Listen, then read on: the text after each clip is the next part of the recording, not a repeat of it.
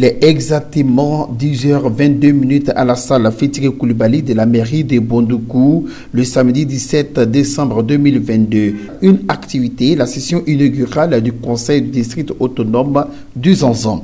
Tous les départements sont représentés par les élus, les autorités administratives, les autorités coutumières et religieuses et les différentes organisations de la société civile. Représentant le maire Koni Iliassou absent à cette session inaugurale, le premier maire adjoint Ouattara Brahimadi Bazam se réjouit de cette nouvelle machine de développement qu'est le district autonome. Vous serez aussi en mesure de suivre avec la plus grande attention les grands chantiers d'infrastructure que l'État initie et met en œuvre dans les districts du Zanzan, de sorte de pouvoir rendre fidèlement compte au chef de l'État et au gouvernement de l'état d'avancement des travaux, des grands travaux de chantier dans nos régions. Présentation des membres du dit conseil, ces organes, ces différentes commissions en constitution, conformément à la loi 2014-452 du 5 août 2014 portant mode de création, attribution et organisation du dit conseil. Le ministre-gouverneur du district autonome du Zanzan fonde assez d'espoir à la nouvelle institution pour booster les potentialités économiques, culturelles et sociales du Zanzan.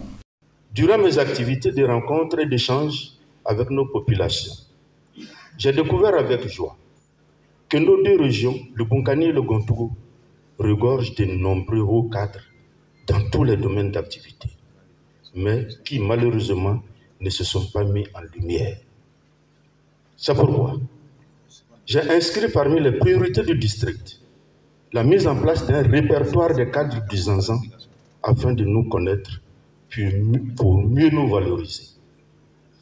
Pour les années à venir, j'ai l'ambition de faire de notre district, et avec tous les fils du Zanzan, un grand pôle agro-industriel, avec une activité agricole diversifiée, notamment la lutte contre la monoculture de l'anacarde, par l'introduction de nouvelles variétés de cultures pérennes, telles le cacao, le café, le palmier à huile, la cola, et bien d'autres. Sans oublier que nous devons nous autosuffire en alimentation. Pour ce faire, nous mettrons aussi l'accent sur les cultures vivrières par la promotion des cultures intensives au détriment des cultures extensives pour la préservation de notre couvert végétal. La pratique de l'élevage sera l'un des points majeurs de ma politique de développement, car nous disposons d'un espace propice à la pratique de l'élevage des bovins, des caprins et des poulets, pour ne citer que cela. Notre force de production commandera la mise en place d'unités industrielles capables de transformer au moins 50% de nos produits.